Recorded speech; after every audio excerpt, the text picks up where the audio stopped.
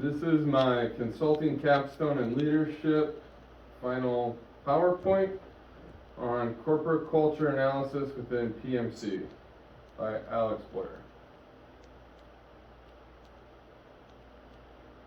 So the basis of the consultation is to evaluate corporate culture within PMC, which essentially had four major components. The first was to identify the current corporate culture atmosphere within PMC. The hypothesis is that PMC currently has a negative or a poor corporate culture. This is based off of personal experience as well as informal conversations with colleagues within PMC. Next would be to identify the contributing factors that are causing and building a negative corporate culture rather than a positive corporate culture. The third aspect would be to compare the corporate culture of PMC to its parent company, PHMIC. This is a relevant part of the process because PHMIC is renowned for its positive corporate culture. In fact, has numerous times been featured by the Des Moines Register as one of the top places in Iowa to work. As well as PHMIC visibly contributes numerous amounts of resources into building its corporate culture.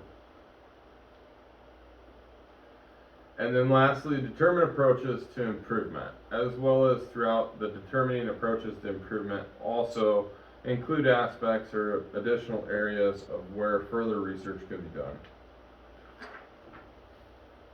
So the process of research. The first process of the research was to do literary research on corporate culture. Before we could identify the corporate culture within PMC, various aspects of corporate culture had to be understood, such as what develops positive corporate culture, what drives a poor corporate culture, and then also the relevance of corporate culture within a workplace. From that information, questions were developed that were open-ended questions and presented to PMC staff. These questions included aspects such as training processes, communication processes within the organization, relationships, mentorship, and various other reoccurring themes that came up during the literary research aspect on corporate culture. These identical questions were then presented to PHMIC staff to see if their interactions and if their experiences within PHMIC were similar or completely different than PMC. Lastly, numerous interviews were held with PHMIC senior leadership, as they are the ones that are determining the role in which the company plays as well as the resources it commits into developing the company's corporate culture. And then lastly, further literary research was done to tie up various aspects of the interviews that maybe caused more questions or led to additional information being present. And that information was utilized as the first two phases were basically to identify the PMC corporate culture and determine if the hypothesis that they had a poor corporate culture was in fact correct, as well as underlying causes of that. The second phases were to compare the PMC culture to PHMIC. As there is not a significant amount of experience within the PHMIC aspect of the organization, it was unknown as to whether they had similar issues or if it was more positive than it was at PMC, which in fact we found was. And then lastly, there was an identify the comparison issues and solutions as to whether it was isolated in PMC or PHMIC, and also the potential remedies. So the areas of research for the literary research analysis included understanding of corporate culture. Before we could dive into nitpicking or criticizing the corporate culture of PMC, a better understanding of corporate culture had to be developed. The best analogy for a corporate culture that I could find was it's like knowing what side of the road to drive down, meaning organizations have rules, structures, and standard operating procedures that are possibly spelled out, just like a road would have your speed limits, your traffic signs, as well as what regulations are expected of drivers, such as using a blinker, using your seatbelt, etc. Whereas a corporate culture is almost the informal knowledge that is developed through leadership to employees or peers to one another, and its very aspects such as how confrontations are handled, how conflicts managed, processes for ethics, and as well as just other standard operatings throughout the day that aren't formally written.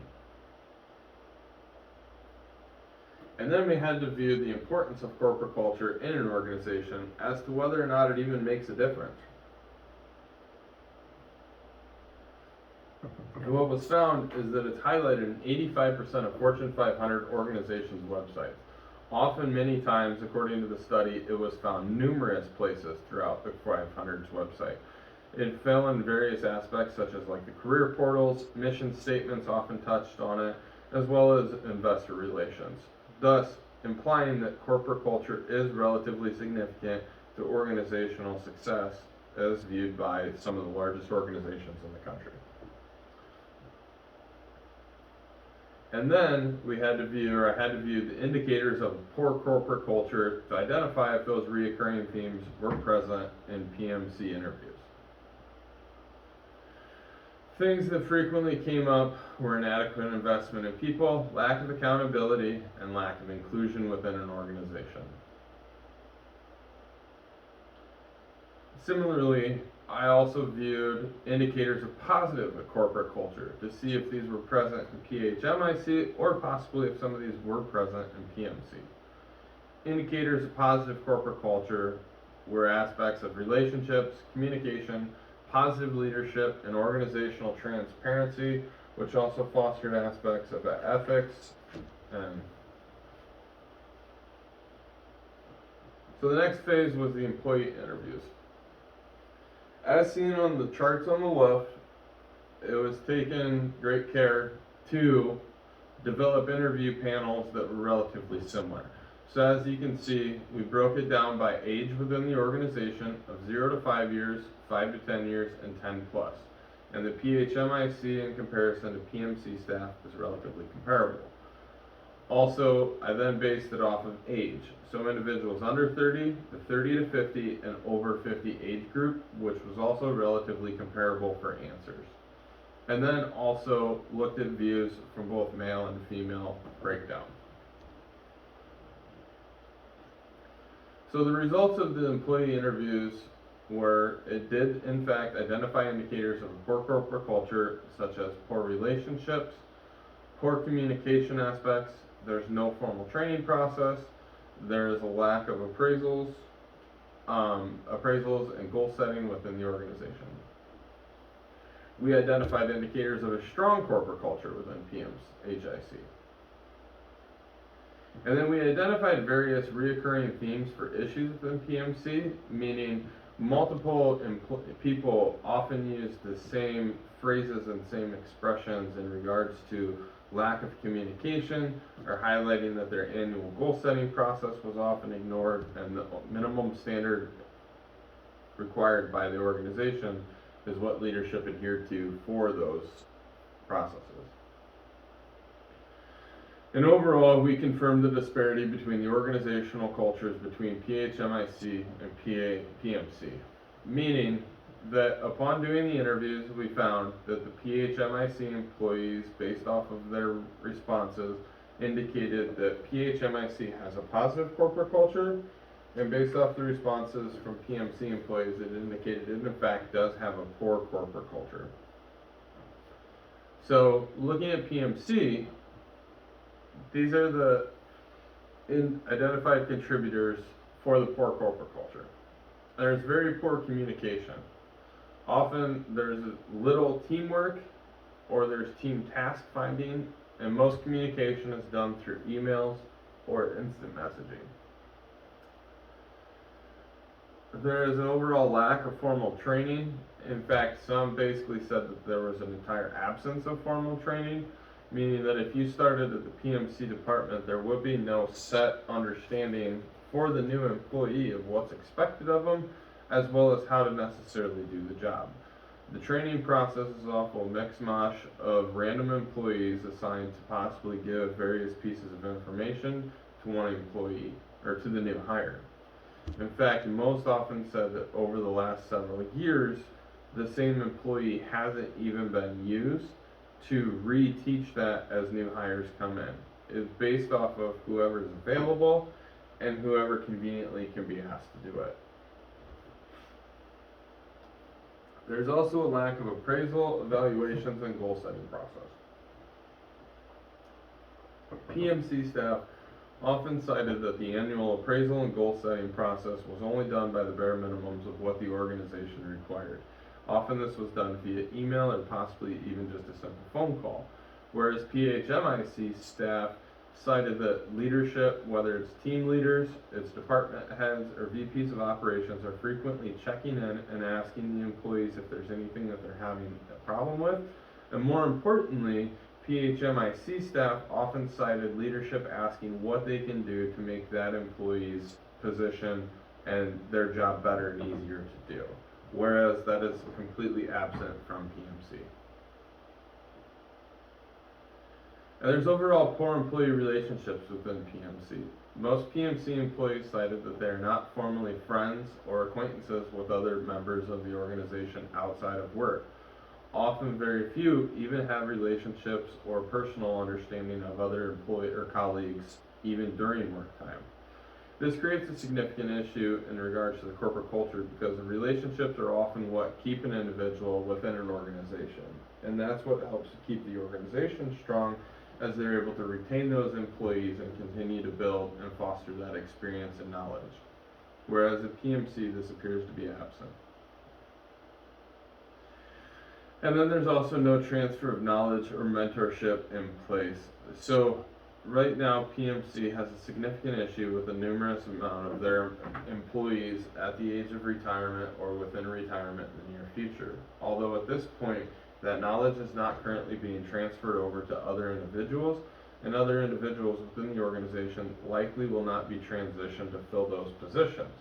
Whereas at PHMIC, many employees reference that often the company hires from within. So maybe an employee that started out and has been there for several years will then become a team leader. And that team leader will move into a department leader position, and a department leader might become an assistant vice president or a vice president overall within the larger department scheme. Therefore, as time goes on, these individuals are able to transfer knowledge and mentor the people that they're replacing, as well as tap into that wealth of knowledge. Whereas right now, the organization has nothing in place, and essentially when those individuals leave the organization, so does their knowledge and years of experience, thus creating even larger problems for PMC in the near future. And then lastly, some members cited questionable leadership methods in regards to lack of communication within employees. Also, this is based off of the lack of formal training program that a leader should be putting in place, as well as the absent approach to appraisals, goal setting, and evaluations. This is sort of a flow chart highlighting how the significant issues within PMC are essentially feeding one another to create a worse and worse situation. So the factors of the poor corporate culture within PMC can probably start with a high employee turnover rate, which as of right now, or the last several years, the employee turnover rate is almost less than a year, or a new hire lasts almost less than 1 year. So the high employee turnover rate has led to poor relationships and poor communication. Often senior leaders or senior members of the organization just assume an employee is going to leave sooner than later, and they have very cold attitudes toward them in regards to relationship building or communication. This has led to a lack of knowledge transfer or mentorship. So essentially those employees that are coming in, because there is no communication or relationships, aren't available to get that knowledge or really find a place to develop within the organization. And lastly, because that knowledge isn't transferred and there isn't really a formal process in place, and the employees have a very vague approach to what exactly is requested from them within the position, it then leads to a high employee turnover. So to look at, as highlighted, the contrasting corporate cultures of PMC and PHMIC. PHMIC, as previously stated, we have positive relationships within team members as well as other members.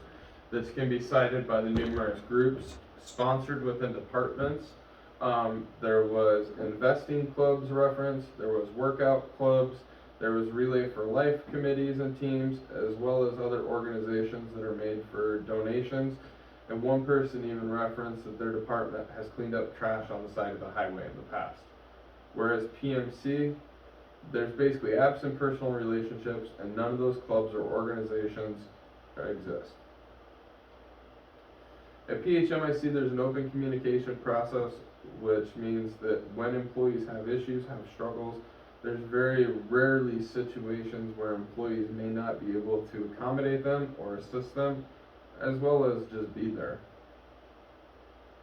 At PMC, there's poor communication and compartmentalized workflows, meaning that even though one individual could possibly finish one task from start to finish, the way the PMC organization has it developed right now, multiple members may work on that, slowing down the process as well as creating frustration and more headaches for individuals along the way. PHMIC, communication fosters informal employee development and mentorship, meaning that senior members of PHMIC, even within the department, are always willing to lend a hand to help other individuals, and they look at as by building other employees up, it helps everybody because they all become stronger. Whereas PMC often approaches that as that by building another employee up, it's actually an inconvenience to them, and it's just taking time out of their day and preventing them, the individual, from completing the tasks that they need to complete. PHMIC also has a formal training process which is constantly being redeveloped, meaning as times change, as protocols change, and as processes change, employee feedback is being contributed into this process and it's constantly adapting. Whereas PMC currently has no formal training process. There's light expectations of what's to be expected in regards to state training for the insurance license or other various processes and timelines for necessary classes and trainings, but outside of understanding software, understanding the programs, and understanding the official processes, there's nothing in place. And then there's always formal evaluations and appraisals and goal setting within PHMIC, which meets the organization's minimum standard, which is required in the handbook, as well as leadership is frequently checking in with employees per employee interviews and seeing if there's anything that can be done to make their position easier or better. Whereas the PMC, as previously stated, this is often done over phone, possibly over emails, and in the past it's even been completely absent from being completed. So several areas of further research were identified during this project. The first would be that Ed Yorty, CEO Ed Yorty of PHMIC, when discussing how the organization decides to commit resources into corporate culture building and how they know whether or not it benefits, they pointed out that the only way to understand if there is a return on investment of resources put towards building a corporate culture would be to essentially stop putting those resources into building the corporate culture and see if organizational success decreases. However, they wouldn't want to do that because then in turn they're likely going to decrease organizational success is the only way to see that. I think this is very interesting because, as previously stated, so many Fortune 500 companies and organizations put so much emphasis into the significance and value of a corporate culture, but most of that is theoretical and very little of it is actually quantifiable. It would be interesting to find if that quantifiable data is available or if there is a way to quantify that. And then I would want to look at the currently implemented transfer of knowledge plans within PHMIC. As a reference, many employees said that it's informal, but it's very common for peers to help one another, especially if it's someone with great experience and a new hire. It would be nice to look at how that process works and where that was developed from and how that was developed, and then see if that's a way that could be implemented into PMC. And then lastly, it should be the leadership styles within PMC should be reviewed and also compared to that of PHMIC.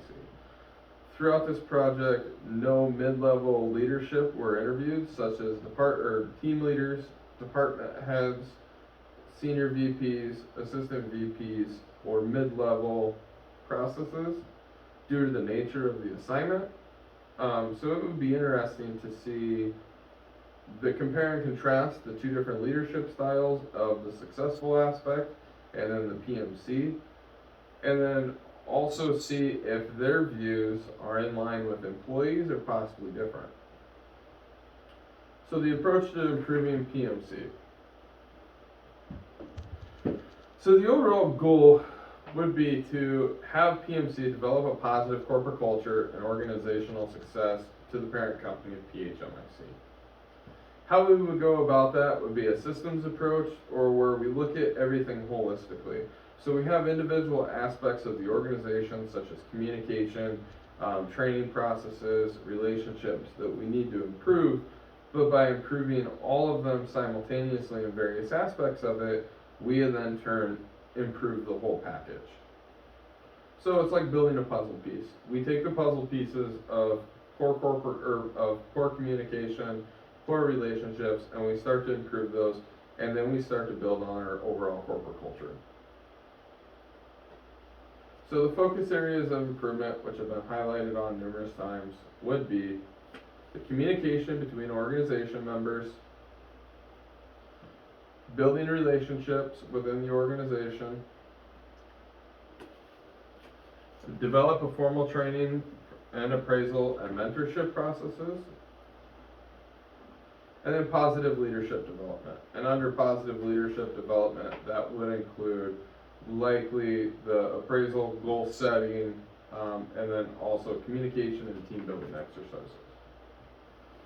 And then we have sort of a chart similar to the issues with PMC, but this would be how to improve it. So we improve the communication and we have better relationships and transfer of knowledge. The transfer of knowledge and the communication helps us develop a better training process, as well as evaluations, appraisals, and goal setting. That way employees fully understand what's expected of them and what their clear job tasks are and expectations are throughout their career. And then we reduce employee turnover and the disparity of experience, which the reduction in employee turnover should also help build relationships and improve communication. Thank you.